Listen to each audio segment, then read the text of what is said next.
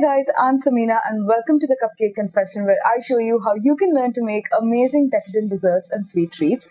If this is something that you enjoy, then don't forget to subscribe to my channel, and while you do that, also don't forget to ding this little bell button, that way you will be notified every time I post a new recipe. Today I'm showing you how to make the best cream cheese frosting ever using the boiled milk frosting technique.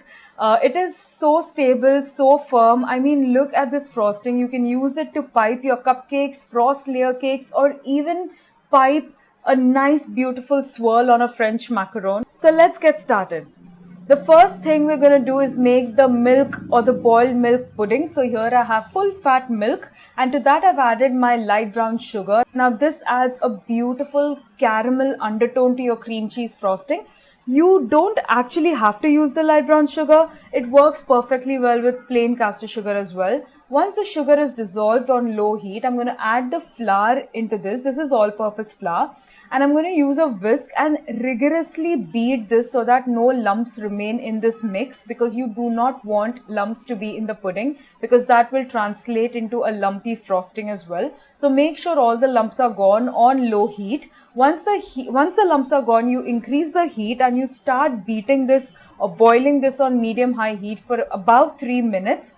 It will start to thicken up slowly because the flour starts to thicken the milk mix. Hence, it's called the boiled milk frosting.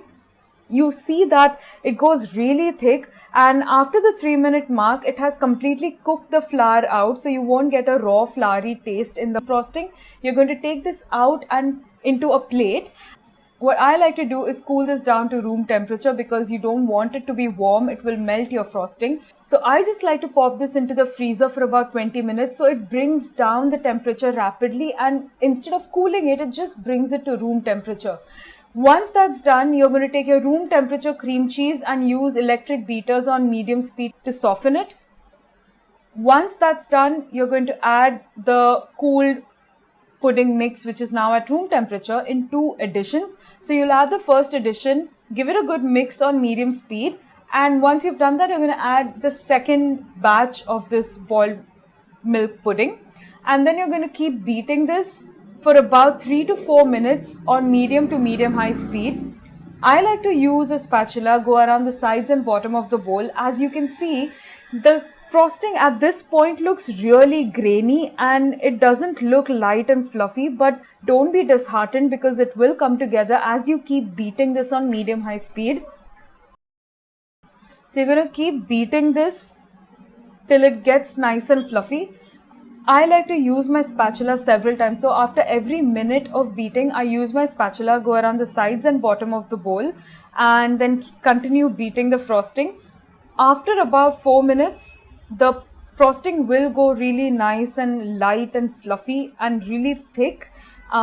This is the consistency that you want, and I'm going to show you a close-up of what this frosting actually looks like once it's complete. After 4 minutes, roughly 4 minutes, 3 to 4 minutes on medium to medium high speed. I mean, look at the texture and the consistency of this icing. It's thick and fluffy and airy, and it's full of that cream cheese flavor without even a spoon of icing sugar going into it, and you completely get to control the sweetness. Look at how stable this frosting is. In addition to that, the hero of this frosting is the cream cheese. If you like this recipe, then don't forget to give it a big thumbs up. If you have any feedback or comments or suggestions, then pop them down in the comments below. I post a new recipe every Tuesday and Thursday, so if you want to be notified, then don't forget to subscribe to my channel.